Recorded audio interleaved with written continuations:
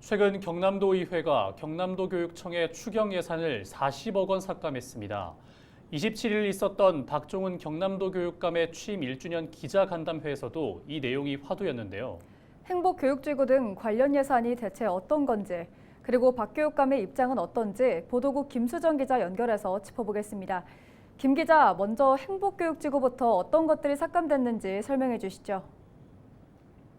네, 행복교육지구 행복마을학교는 2017년 김해부터 시작된 박종훈 도교육감의 핵심 공약 중 하나입니다. 지자체를 행복교육지구로 지정하고 그 중심에 마을학교를 만들어 지역민과 학생이 함께하는 공간입니다. 운영 프로그램은 다양한데요. 학생들은 진로 체험 프로그램을 하고 지역민들은 학교에서 목공이나 도예, 제빵 등을 배우기도 합니다. 요즘 지역 소멸 문제가 큰데 이를 극복하기 위한 사업이라고 봐도 무관합니다. 그리고 또 삭감된 건 카멜레온 예산입니다. 카멜레온처럼 변신하는 차량인 카멜레온은 농산어촌의 교육 격차 해소를 위해 지난해 마련된 이동식 체험 수업 차량입니다. 13톤 트럭으로 어디서든 차량 실내와 주변을 활용해 수업이나 영화 상영, 공연 등 자유자재로 활용되는 차량입니다. 행복교육지구와 카멜레온 모두 현장 반응이 좋습니다. 네, 많은 사람이 좋아하는 사업의 예산을 삭감해서 교육청이 반발하고 있는 상황인데요. 그런데 이 도의회의 입장도 있고 도교육청의 입장도 있을 것 같은데 어떻습니까? 네, 도의회 예산 삭감 부분은 지난주 기사로도 전해드렸었는데요. 도의회는 도교육청이 신청한 추경 예산 가운데 40억 원 정도를 삭감했습니다. 여기서 약 37억 원이 행복마을지구 관련인데 도의회는 일부 사업 관계자들의 정치 관여 등을 문제 삼았습니다. 지난해에도 올해 본예산 심사를 하면서 도의회가 이 의견으로 예산을 반토막 냈었는데 도교육청이 이번에 추경으로 다시 신청했지만 예결특위가 또 전액 삭감해버렸습니다.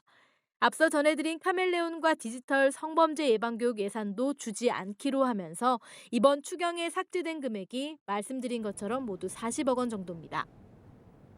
네, 하고 있던 사업들이 중단된다면 이 후속 대책들도 필요할 것 같은데요. 네, 박 교육감은 27일 기자간담회에서 진보교육감과 보수도의원들의 싸움으로까지 번진 부분에 대해 교육은 이념의 문제로 해석하면 안 된다고 못 박았습니다. 그러면서 행복마을학교의 교사 선발권도 지자체로 넘기겠다고 했지만 도의회를 설득하지 못했다고 밝혔습니다. 또 카멜레온과 디지털 성범죄 예방교육 같은 경우도 제대로 된 교육을 받기 어려운 지역 아이들을 위한 혜택이었는데 예산이 없어 할 수 없게 돼 상당히 유감이라고 전했습니다.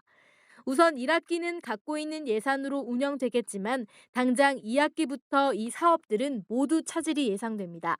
바로 없어지진 않겠지만 사업 규모나 운영 방향도 축소될 수밖에 없을 것으로 보입니다. 행복마을학교가 문을 닫으면 갈 수 있는 곳은 학원 아니면 길거리지 않습니까?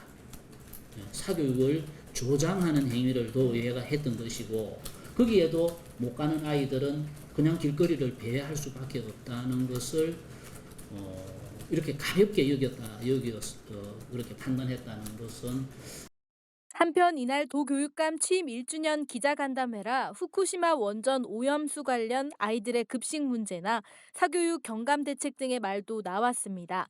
다만 현재 경남교육의 가장 큰 현안인 행복교육지구 등 추경 예산 삭감과 관련한 내용이 주로 이야기됐습니다. 네, 잘 들었습니다. 지금까지 보도국 김수정 기자와 행복교육지구 예산 관련 쟁점들 짚어봤습니다.